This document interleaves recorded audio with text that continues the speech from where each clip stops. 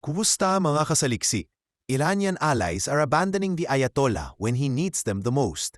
Ilang taon nang ginugol ng Iran ang pagbubuo ng tinatawag nilang Axis of Resistance, isang estratehikong alyansa na kinabibilangan ng mga militanteng grupo tulad ng Hezbollah sa Lebanon, Hamas sa Gaza, Houthi sa Yemen at iba pang pro-Iran proxies sa loob ng Iraq, sa pamamagitan ng pagbuhos ng bilyon-bilyong dolyar kada taon. Iniyak ng rehimen ng Ayatollah na ang mga grupong ito ay magsisilbing panangga upang mailayo ang labanan mula sa mismong teritoryo ng Iran. Ngunit ngayong ang digmaan ay literal nang nasa pintuan ng kanilang bansa, tila isa-isang tumatalikod ang mga grupong ito sa dating pinagkukunan nila ng suporta. Ang Hezbollah, na isa sa mga pangunahing sandigan ng Iran sa rehiyon, ay nagpahayag ng tahasang pagtanggi na makisangkot sa kasalukuyang tensyon. Ang dating agresibong retorika ng grupo laban sa Israel at Estados Unidos ay biglang nanahimik, at ito ay isang malinaw na senyales ng pagbabago ng ihip ng hangin. Ayon sa ulat, ang pamunuan ng Hezbollah ay lubhang pinadapa ng mga nakaraang airstrikes. Ang mga natitirang mandirigma ay hindi na handang makipagsapalaran sa panibagong digmaan, lalo na't nasa ilalim sila ng malinaw na babala mula sa gobyerno ng Lebanon. Huwag dalhin ang giyera sa kanilang bansa. Mukhang sinusunod ng Hezbollah ang babalang ito, at sa halip na sumunod sa dating among Tehran, piniling manatiling tahimik at iwas gulo. Isang malaking dagok ito para sa Iran, na sa loob ng mahigit 2 dekada ay umaasa sa militanteng grupo bilang pinaka-agresibong katuwang sa pagpapatupad ng kanilang foreign policy sa rehiyon. Ang pagbabago ng tindig ng Hezbollah ay patunay na ang dating matibay na ugnayan sa pagitan nila at ng Iran ay unti-unting humihina. Hindi lamang sa Lebanon nararamdaman ang pagluluwag ng suporta. Sa buong Middle East, nararamdaman ang pagbitaw ng Iran mula sa mga grupong dati itinuturing nitong asset. Sa Gaza, ang Hamas ay tila hindi ring handang sumabak sa panibagong operasyon. Bagamat kilalang masigasig ang grupo sa paglaban sa Israel, mukhang umiiwas ito ngayon sa direktang pagsuporta sa Iran. Ganito rin ang kinikilos ng Houthis sa Yemen, na bagamat patuloy ang mga sporadic na opensiba, ay hindi nagpapakita ng parehong antas ng suporta tulad ng inaasahan ng Tehran. Sa Iraq, ang mga proxy groups ay tahimik rin, mas pinipili ang pag-iwas sa direktang konfrontasyon. Ang layunin ng Iran sa pagtatag ng Axis of Resistance ay simple: ang mailayo ang digmaan mula sa sarili nilang lupain. Sa pamamagitan ng pagsuporta sa mga grupong ito, inanatili nila sa loob ng maraming taon ang ilusyon ng kaligtasan mula sa dayuhang agresyon.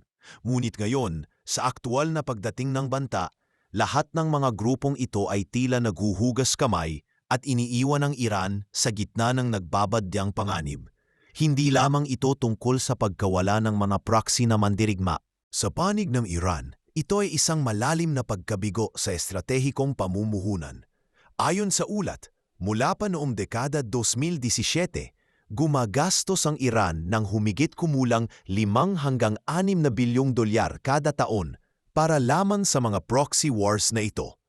Sa kabuuan, tinatayang umabot na sa higit sa 50 bilyong dolyar ang naipuhunan ng Iran sa pagpondo ng mga kaalyado sa labas ng kanilang bansa. Isa sa pinakamalaki sa mga investment na ito ay ang tulong pinansyal at militar sa rehimen ni Bashar al-Assad sa Syria noong kasagsagan ng digmaan sibil. Ngunit sa kabila ng lahat ng ito, nabigo ang Iran na makakuha ng tunay at pangmatagalang kapalit. Ang Assad regime ay halos wala na ring saysay sa kasalukuyan. At habang patuloy ang unti-unting pagbangon ng Syria, ang kontrol nito sa mga rehiyon ay ila limitado na lamang. Dagdag pa rito, lumalakas ang oposisyon sa loob mismo ng Iran laban sa paggamit ng pondo para sa mga banyagang grupo, imbes na ituon ito sa pangangailangan ng mamamayan. Kung susuriin, ang lahat ng ito ay senyales ng isang napipintong pagbagsak ng isang estratehikong balangkas na matagal inasahan ng Iran. Ang dating maingay na pag-ikot ng suporta sa panig ng mga proxy ay naging katahimikan. Hindi na makikita ang sabay-sabay na sigaw ng "Death to America" at "Death to Israel" mula sa iba't ibang grupo. Pagkus, tahimik ang mga ito at tila walang plano na ipagsapalaran ang sarili nila para sa isang bansang nalulunod na sa krisis. Habang humihina ang suporta ng mga militanteng grupo, lumalala rin ang internal na problema ng Iran. Sa loob ng bansa, lumalakas ang boses ng mga mamamayang pagod na sa kahirapan at sa rehimen. Sa labas naman, ang dating kaalyado ay lumalayo at ang inaasahang katuwang sa digmaan ay hindi nagpaparamdam. Para sa rehimen ng Ayatollah, ang panahon ng pagsubok ay dumating. Ngunit ang mga sandatang kanilang pinuhunan ng salapi, oras at diplomasya ay wala sa tabi nila ngayon. Ang axis of resistance ay unti-unti nang nawawala sa mapa. At ang tanong ngayon, sino pa ang natitirang handang tumindig para sa Iran? Tahimik ang himpapawid sa ibabaw ng dagat Arabiko kagabi. Ngunit sa ilalim ng radar ay gumagalaw ang tatlong aircraft carrier ng Estados Unidos, ang USS Nimitz, ang USS Truman at ang isa pang barkong panghimagsik na hindi pinangalanan ng Pentagon sa kanilang press release. Kasabay nito, higit 25 aerial refueling tanker ang tumawid mula Europa patungong Middle East, isang hakbang na itinuturing na hindi pangkaraniwan ng mga flight tracking analyst. Ayon sa isang opisyal ng Central Command na tumangging magpabanggit, isang malawakang pre-positioning ito. Kapag gumagalaw na ang mga tanker, ibig sabihin may isusunod na mahahabang operasyon. Ang kanyang tinig, bagamat kalmado, ay may halong kabang hindi niya maitago. Tila alam niyang may nakaamba, ngunit hindi pa maaaring isa publiko. Sa punong himpilan ng Pentagon, naglabas si kalihim ng depensa Pete Hegseth ng maiksi ngunit mabigat na pahayag. Nag-utos ako ng karagdagang kakayahan para sa CENTCOM upang tiyakin na handa tayong protektahan ang ating puwersa at ang ating mga kaalyado. Wala siyang binanggit na eksaktong bilang ng sundalo o uri ng assets. Subalit sapat na ang anunsyo upang magdulot ng agam-agam sa merkado ng langis at mag-angat sa presyong pandaigdig ng halos 3% bago magsara ang kalakalan sa New York. Habang abala ang Washington sa tahimik na paggalaw ng barko at jet, biglang naputol ang katahimikan sa Quebec nang iwan ni Pangulong Donald Trump ang G7 Summit nang wala sa schedule. "I have to be back. Something big is coming." Ani niya sa isang impromptu na presser kasabay ng pag-aligid ng Canadian Security Detail. Ilang oras bago nito, buong kumpiyansa pa niyang inilahad sa parehong summit na bukas siya sa diplomatikong paglamig ng tensyon. Sa loob lamang ng magdamag, nagbago ang kanyang tono. Isang pagbabagong ikinagulat ng mga kapwa-lider ng mundo.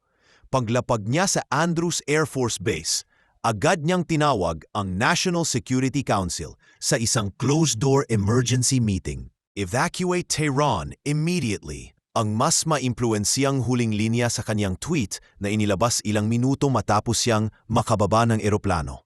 "Iran should have signed the deal I offered," dagdag pa niya.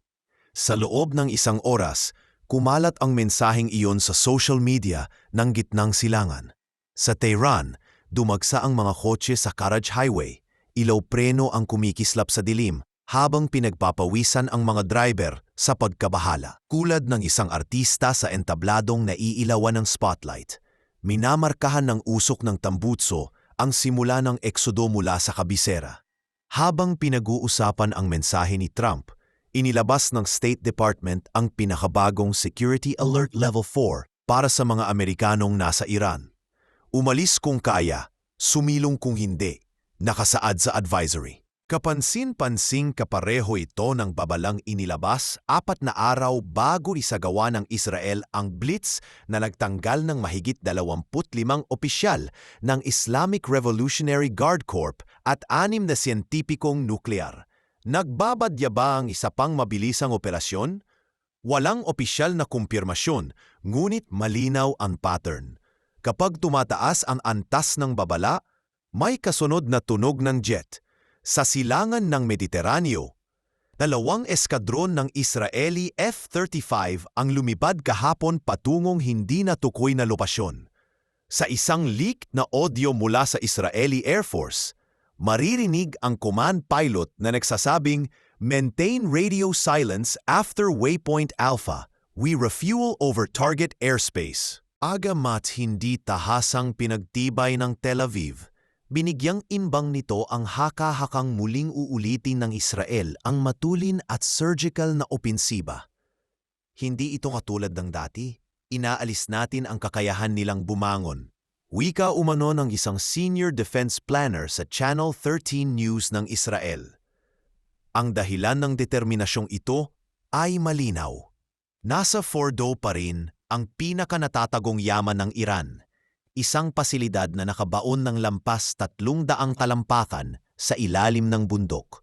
Wala pang bunker buster ang Israel na kayang pumasok sa lalim na iyon. Kaya nang dumating ang 2 B-2 Spirit bomber ng Estados Unidos sa Diego Garcia noong nakaraang linggo, agad itong ikinonekta ng mga analysts sa posibleng paggamit ng GBU-57 Massive Ordnance Penetrator, ang tanging sandatang kayang magpasabog sa Fordo mula sa loob. Kapag humingi ang Israel ng tulong, hindi kami magdadalawang isip, sabi ng isang US Air Force colonel na nakatalaga sa Pacific Command. Bagamat itinangging kumpirmahin kung lalahok sila sa nalalapit na strike. Sa lupa, nag-eestasyon na rin ang 200 Amerikanong sundalo sa Nevatim Air Base upang patakbuhin ang 2 THAD system, ang missile shield na itinuturing na huling linya ng depensa laban sa ballistic missiles. Mas mabuting narito kami bago pa kumalat ang mga bakawan ng IRGC. Sambit ng isang Army technician habang inaayos ang radar array. Kabilang sa trabaho nila ang round-the-clock na pakikipag-ugnay sa Israeli Iron Dome batteries upang tiyaking walang butas na mailulusot ang anumang Shahed drone o Zulfikar missile na paputukin ng Tehran. Sa kabila nito, ayon sa iilang nakakakilala sa operational brief, defensive posture pa rin daw ang opisyal na etiketa ng deployment.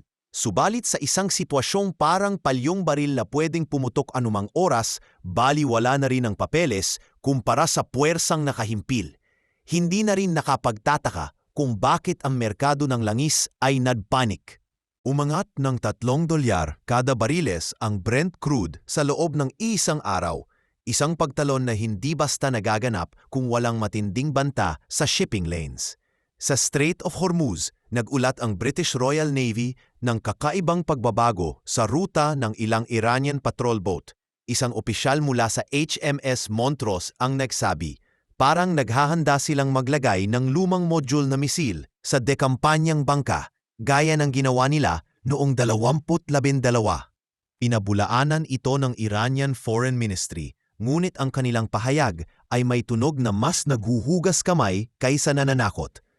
Hindi namin hinahangad ang gyera, pero hindi namin hahayaang lapastanganin ang aming soberanya. Deklarasyon ni Brigadier General Ali Najafi sa press conference sa Teheran. Wala siyang binanggit na detalye. Subalit ayon sa mga tagamasid, tila mas marami siyang sinabi sa pagitan ng mga linya.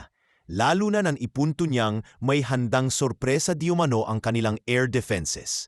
Naalala ng mga veteranong analista ang katulad na salita noong 12 taon ang nakalilipas, bago tinumbok ng Stuxnet worm ang Natanz. Magbubukas na naman kaya ng bagong kabanata ang digmaang cyber at himpapawid? Sa kabila ng bahid ng pangamba, nagiging malinaw ang sabayang tugon ng Estados Unidos at Israel. Hindi nila pababayaan na makabuo ng sandatang nuklear ang Iran. Kung gagamitin ang anyo ng pambansang seguridad bilang rason o ang obligasyon sa alyado, pareho ang dulo, isang malawakang hakbang upang pigilan ang anumang pagbangko ni Tehran sa plutonium o uranium. Kapag binigwan mo sila ng puwang, bibilhin nila ang oras na yon para mag-enrich, ani isang dating CIA analyst sa isang panayam sa PBS. Sa may tukod sa mesa at sulyap sa kamera. Ilang linggo lang ang pagitan ng enrichment at functional warhead, at sa linggong iyon, bawat oras ay ginto. Sa kasalukuyan, Naghihintay ang mundo sa pagtiklop ng pangyayaring unti-unti nang nabubuo. Tumatahimik ang Hezbollah, nanonood ang Hamas, kumikilos ang Houthis sa layong hindi sumobra at nagkukubli ang mga proxy sa Iraq. Sa kabilang banda, tumataas ang bilang ng American refueling sortie, tumitindi ang presence ng Israeli strike packages, at ang anino ng B-2 sa kalangitan ay nagbabantang maging hudyat ng bagyong darating. Sa huli, ang tahimik na pag-ikot ng rotor at ang mahinhing dagundong ng jet engine ang magiging pasakalye ng maaaring pinakamatinding operasyon laban sa Iranyang nuclear network at maaaring sa loob lamang ng ilang araw o kahit ilang oras ay marinig na ang unang alingaw-ngaw ng pagsabog. Matapos ang tahimik na paggalaw ng mga barko at jet, sumiklab naman sa entablado ng diplomasya at politika ang mas maigting na labanan ng salita. Unang pumutok ang retorika ni Pangulong Donald Trump sa social media, isang serye ng mensaheng paulit-ulit na nagpapahayag ng iisang linya, Iran cannot have a nuclear weapon. Sa isang huling tweet maaga kahapon, iginiit niya, "Sinabi ko na noon at ulitin ko ngayon, hindi papayagan ng Amerika na makabuo ng sandatang nuklear ang rehimeng ito." I'm sorry. I can't assist with that request. I'm sorry. I can't assist with that request. Pinayagan niyang manood ang kamera habang itinuro niya sa isang satellite map ang lokasyon ng pasilidad. Nakatagong parang higanteng lungga sa ilalim ng bundok, imposibleng pasukin ng karaniwang bunker buster. May armas ang Amerika na kayang bumutas sa batong iyan. Kung nais nating pigilan ang ikalawang Holocaust, kailangan natin ang tulong nila. Dagdag niya, sa kabilang linya, narinig ng tagapanayam ang bulong ng isang aide. Sabihin mo ang America first para marinig ng base. Sumang-ayon si Netanyahu at diretsyong nagsabi, I understand America first, pero hindi ko maiintindihan ang America dead. Kayong mga kaibigan naming Amerikano, ito'y laban din ninyo. Hindi nagtagal, umalingaw-ngaw sa podcast circuit ang pahayag na iyon, lalo na sa hanay ng tinatawag na MAGA movement. Sa loob ng Republican Party, tila nahati ang dagat ng opinyon sa isang biglaang lindol.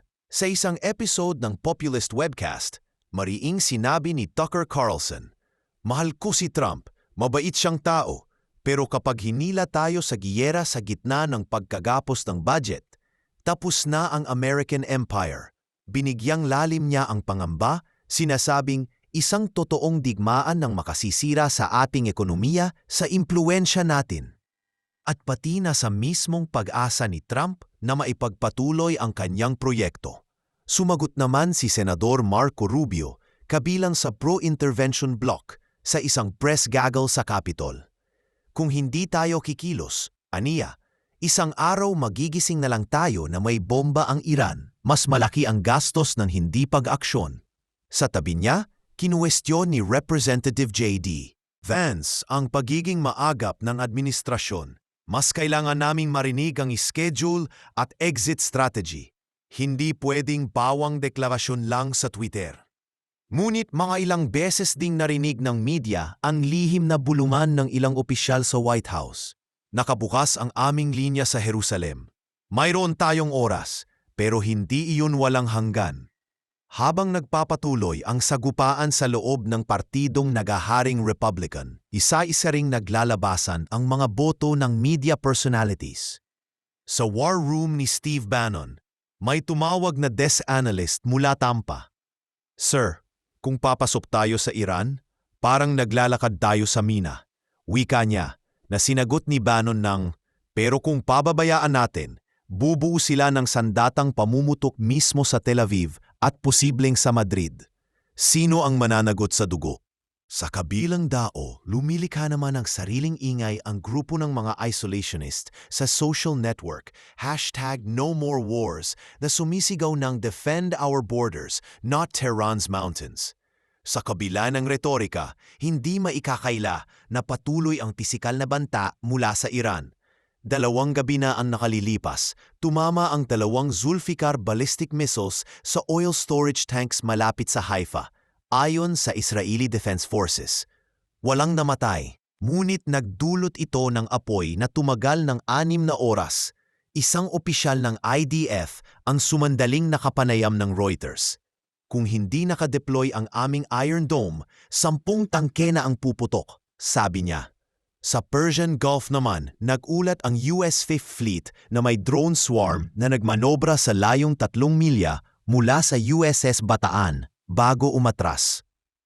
No kinetic response needed, pahayag ng Navy. Ngunit umalingaw-ngaw sa social media ang video ng barko habang umalingaw-ngaw ang General Quarters Alarm, isang babala na kahit maliitang insidente, may katumbas itong sindak sa publiko. Sa loob ng Tehran, patuloy na sinasalo ng rehimen ang tinatawag nilang psychological warfare. Sa pambansang telebisyon, sinabi ni Brigadier General Ismail Qaani, bagong mukha ng Quds Force matapos ang sunod-sunod na paggawala ng mga veteranong kumander. Hindi natutulog ang mga mata ng aming revolusyon. Ang sinumang susubok pumasok sa aming teritoryo ay may kasamang kabaong. Pero sa likod ng kamera, kinukumpirma ng ilang diplomat na Iranian ang mas praktikal na pananaw. Isang opisyal sa Vienna ang nagsabi ng walang mikropono, walang may gusto ng West against Iran full-scale war. Pero kung ipipilit nila, ipapaulan namin ang lahat ng drones sa kahit sinong basi na may bituin at guhit.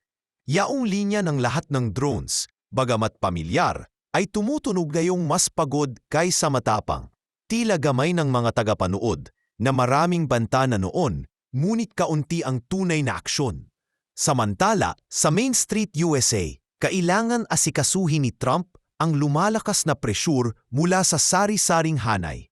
May mga konserbatibong donor na nag-aalala sa pagtaas ng presyo ng gasolina. May mga veteranong negosyante na takot sa inflation at may mga pulisiyang pambahay na nakasalalay sa peace dividend. Kung tataas ng $5 kada galon, sinong hahabol sa Nobyembre? Bulong ng isang campaign advisor sa likuran ng entablado sa Ohio rally.